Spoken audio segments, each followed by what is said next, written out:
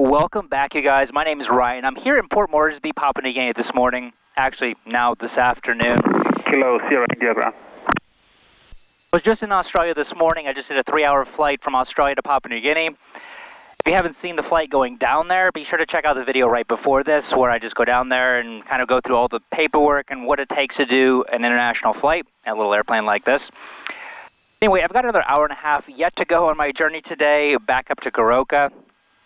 We're going to call up for our clearance to get out of here.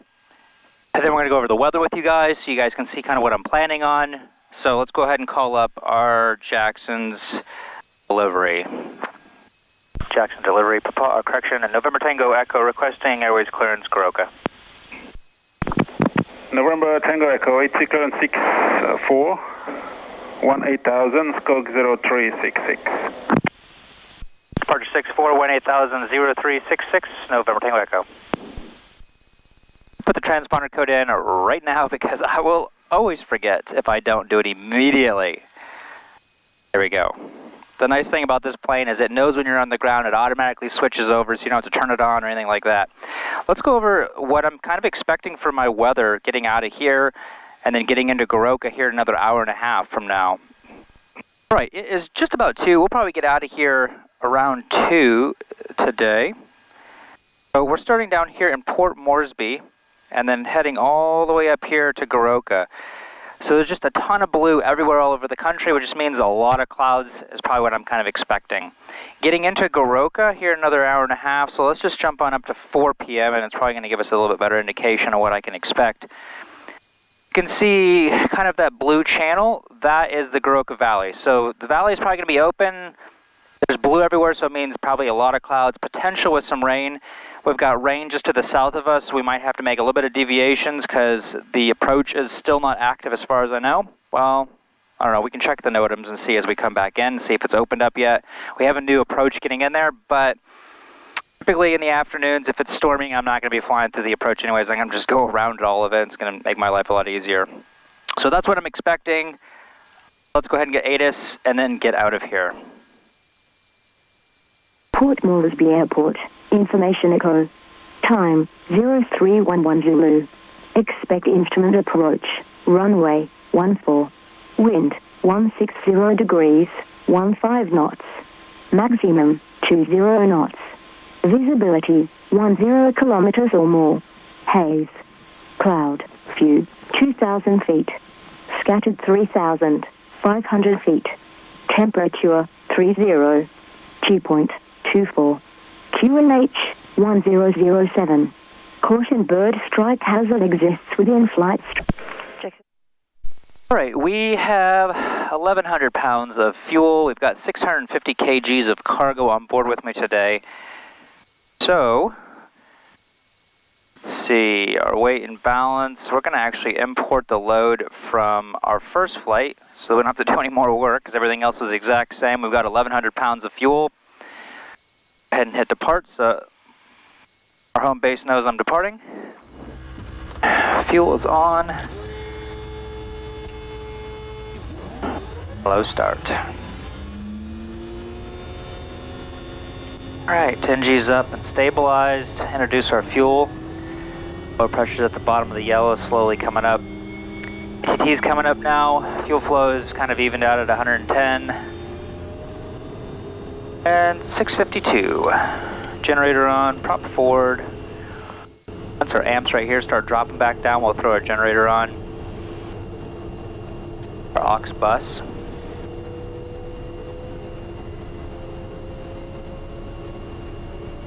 Here we go.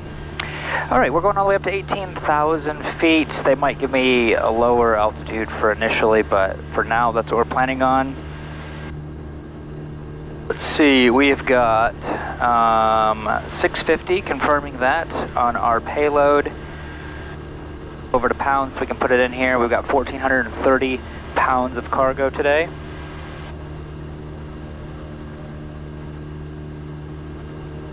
£1,100, so we're 7,020 and 7,024. There we go. Start complete. Let's put our flight plan in here. Taxi for 1 circuit. PRB. We wanted Port Moresby, which is all the way down here at the bottom, up to Goroka. It already has our departure 6-4 in there, so that is good to go. Our fuel caps and selectors are good. Our controls are good. We'll leave TAW as enabled for the time being. Because we're 7,000, we're going to rotate today at 63, 74 if we had to come back in. Alright, our flaps we're going to put down to 20 degrees. Our trims, let's go ahead and start setting those up for takeoff. So I'm putting my elevator just at the top of the T, and I'm putting rudder all the way over to the right. I think they've changed it since the newer airplanes, I think. But these are kind of like the first 100 Kodiaks, and actually built the first 100. I think this is like number 114 or 15 or something. Hello, Sierra India, got POB. Jackson Ground, November Tango Echo, Bay 1 International request, taxi, information, Echo 1 POB. November Tango Echo, taxi 14 right. Taxi 14 right, November Tango Echo. So, if you're wondering, why did you go down to Australia? Well, we do cargo runs down there. This is our only opportunity to get things like Amazon. So, it keeps us pilots current going down to Australia for medevacs. So that's really the reason why we do it, but it is nice for us missionaries who can't get anything here in Papua New Guinea because we don't have anything like that. If you're wondering why Hello, Sierra India, follow the Cody from Bay 1. turning my yoke like this, it's because we've got like 15 to 20 knots coming out of the right. Let's do our taxi light on. Looks like somebody else is coming right behind me.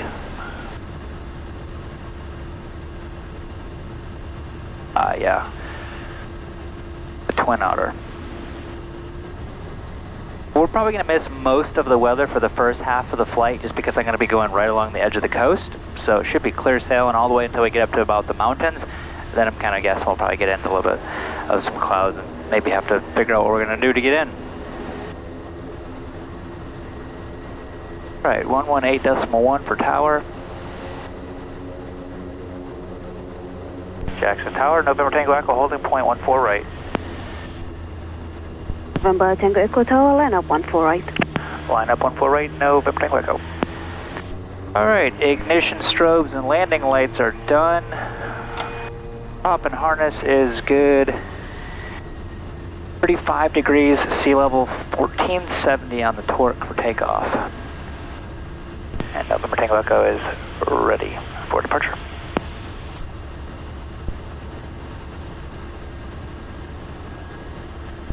November Tango Echo, maintain 8,000, make right turn, contact radar airborne, clear for takeoff.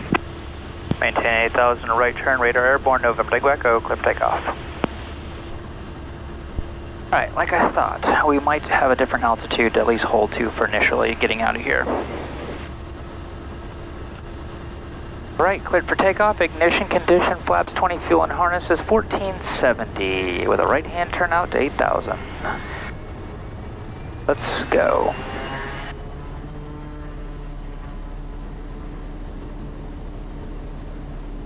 Alright, torque is set. Airspeed's alive, IGT is 720-ish. A strong wind today, that's for sure. There's our 65, I'm just going to hold it for a second. There's 70, and now we'll go climb out. Water Tower, good day, Kilo Sierra India is ready, holding 14 right. Kilo Sierra India Tower, line up and wait 14 right. Line up, wait 14 right, Kilo Sierra India. We'll go 10 degrees of flaps now. Now we're over 300.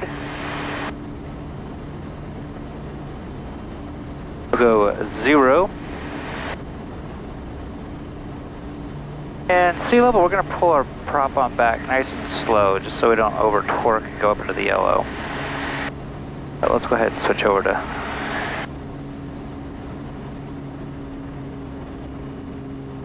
Jackson radar, November Tango Echo, passing 700 on climb 8,000. We'll be in a right-hand turn shortly. November Tango Echo radar, good day identified. November Tango Echo. We're just about passing 1,000 feet. Let's get into a right-hand turn up to 8,000. With this departure 6-4, I've got a track outbound of 29 or 8. Basically takes me out, gets me out of the path for all the airplanes coming in. So I take off in a right-hand turn to intercept into that 2908 radial on up to 8,000. As planes are coming in, I'll probably be below a lot of it. Once they all get past, then they'll probably allow me to head on up to 18,000 feet, if the weather even allows. 58, we've passed 18,000. Gonna 58, Roger. Number Tango Echo, you're clear direct to EPCAD and climb to 16,000. Re-cleared direct EPCAD on climb 16,000, November Tango Echo. Oh, there you go, up to 16,000. And we are re-cleared direct EPCAD, which saves me some time. There we go, awesome. Oh, direct, enter, make sure it actually switches our line. And we'll hit nav on our autopilot, and it wants to just zoom on over there. Engine inlet back to normal, igniter's turned off. We'll turn our landing light off, but we'll leave our pulse light still going just because we are within their airspace and still fairly low. All right, there you go. Now you guys can kind of see the direction I'm going to be heading out, basically all the way along the edge of Papua New Guinea. Let's zoom out so you guys can see a little bit better what I'm talking about. Basically right along the coastline all the way up, and then right here at EPCAD you guys can see there's some mountains up in that area. So basically all this darker brown stuff is mountains, and right about here is where they're saying that there's some potential weather. Kind of looking out here, it looks like it's going to be beautiful all the way up there, and yeah, it looks like there's just a lot of just some cumulus pretty low clouds, maybe like 5 to 8,000 or so. Which is really great because that means that it's not really building, so I should have a fairly good flight back home after already a long day.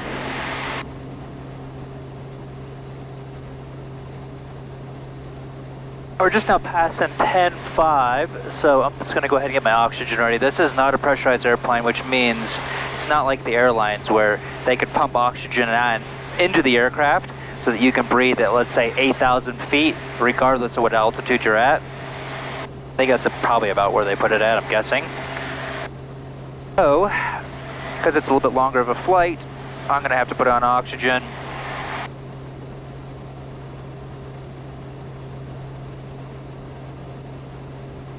Then something I recommend to you guys, if you guys do any high altitude flying, even if you're at like 12.5 going around the States, yeah, sure, you're still legal and stuff. I recommend getting one of these pulse oximeters. I've got a link on my website. I don't sell them, but I have a link just so you know where to find them. But it checks your blood oxygen levels to make sure that you're not becoming hypoxic and making really stupid decisions, basically. And also so you don't get headaches after a really long flight. If I would fly all day long at 12.5 without oxygen on, at the end of the day, I would have a headache, that is for sure. And then, I don't know if you guys can see this here. Let me see if I can show you guys on here, if it's not too close. Yeah, it says standard oxygen levels right here. So I go all the way up to at least 16,000. I usually bump it up a couple thousand foot higher, so I put it at 18,000. Just so it's like pumping into me a little bit faster. Like I said, my oxygen levels are always low. In our climb that we're doing, you can see my ITD's right at 720, my props at 2,000 RPM. If you're into flight simulator stuff and you'd like to learn more about this kind of stuff, you have to check out my sim course down below. I'm gonna be running some really cool deals for the month of December, specifically on my Patreon page, but you're going to be able to get these things for a lot cheaper. You're going to be able to get, like, I have a bunch of deals going on right now. Straight on of Alpha Zulu, on to send 10,000, received. Basically, you can sign up for $25 on my Patreon page and get access to the sim course, which is normally $50. And then each tier above that, $50, $100, $150, I have a bunch of things that I'm giving away. Coffee table albums, these sunglasses, pooling them all together, so it's a great way to save yourself a couple $100, plus get 3 years of exclusive content on my Patreon page that I don't post here on YouTube. A lot of on-the-ground content. I have like probably 100 different flight sim flights that you can follow along with using charts, things like that, so you guys can land a lot of these places. I also have links that you guys can download a ton of the locations that I fly to that you can put into Microsoft Flight Sim 2020 or X-Plane. So definitely check out the deals from my Patreon page for the whole month of December, starting on Black Friday. So you're not going to miss that out for sure.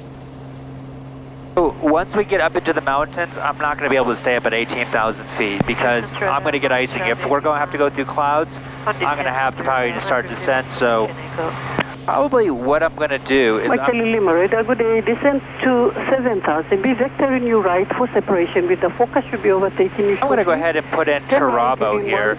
7.5. Because I know that that's really where I'm probably going to have to direct myself to so that I can get around the weather, if there is any.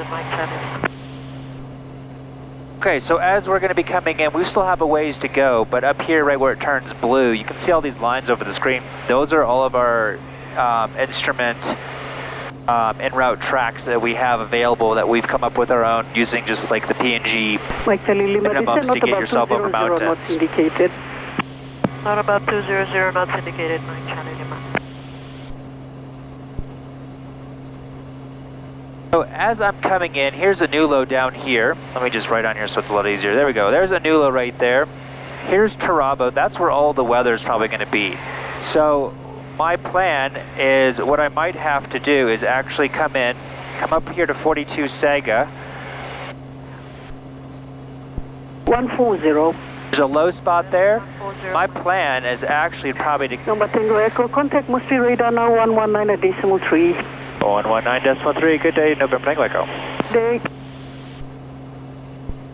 Moresby radar, November Tango Echo, passing 17,400 on climb 18,000. November Tango Echo, Moresby radar.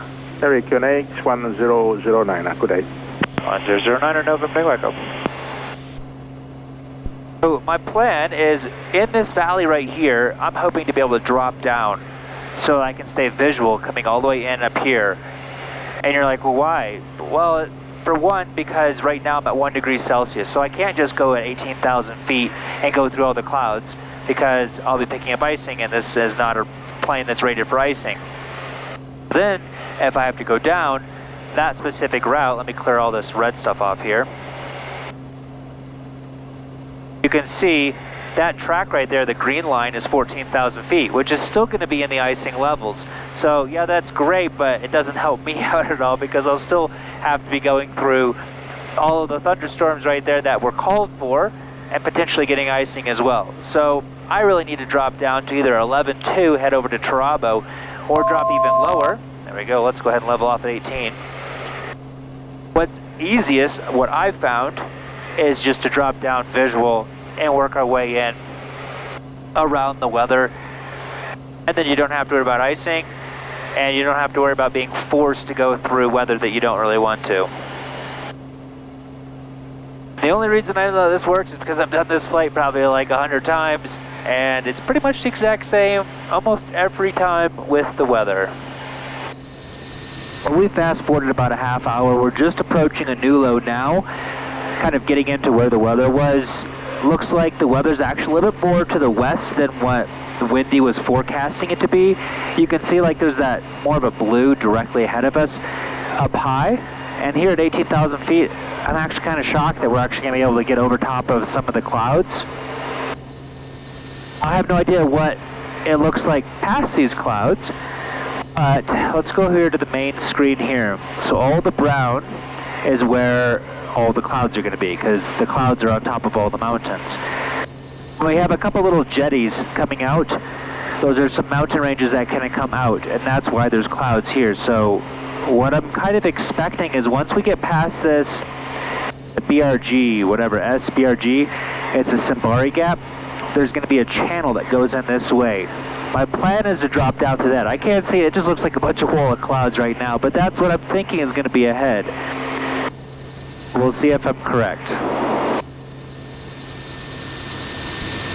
I know that I'm going to be wanting, well, let's just look on here. We've got 11,000 feet, basically starting a nulo all the way to 42 Sega, and then from 42 Sega onto Turabo, it's the 11.2. So I can put in down here 11,200 that I want to get to Turabo by. We'll come on down here, and we'll come down at, let's just say 900 feet per minute, enter. Not going to adjust my power. When I start my descent, that 900 feet is going to turn into around 1,000 feet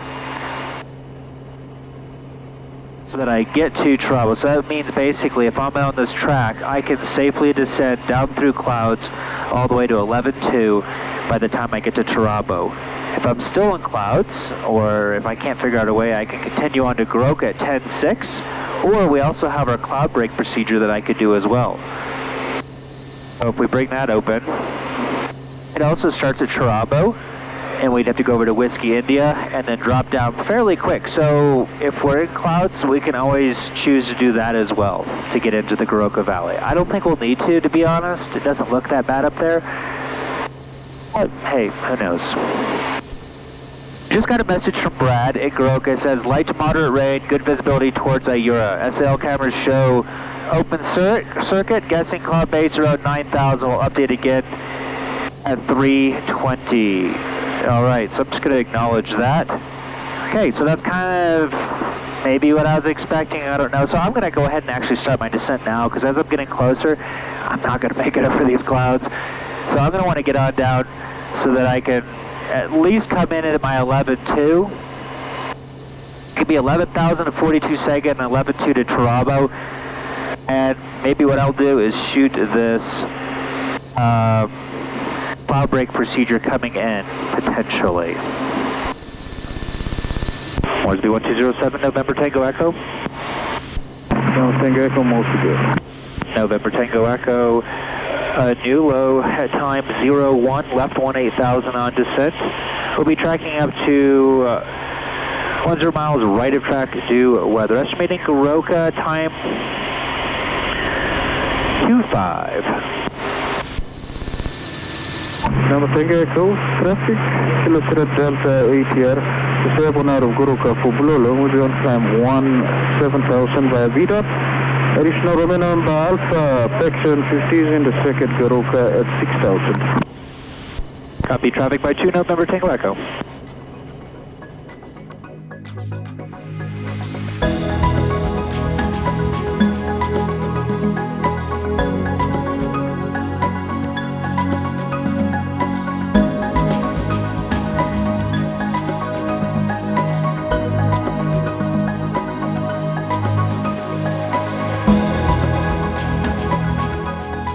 Shoot to land around the 500-foot marker.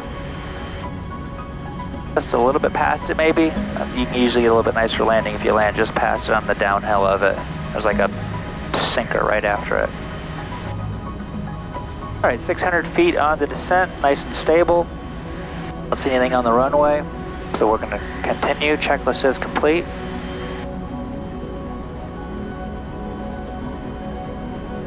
Lebanon. Headwind, which is pretty crazy for Goroka.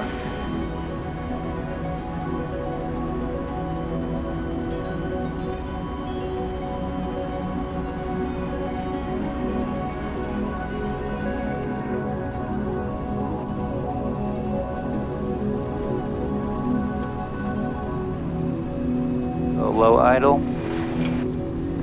Give this video a thumbs up. Like I said earlier, go check out my Patreon page. I've got a bunch of really good deals going on right now that get you a bunch of extra content. You can get my flight sim course for half off basically, as well as other content to get you started on flying some of those trips that I have for you guys set up. As well as you guys can get basically free sunglasses, my coffee table album that covers all the places we go to. I mean, if you want to save money, now is the time to do it for sure. Alright guys, see you next time. Thanks again for watching.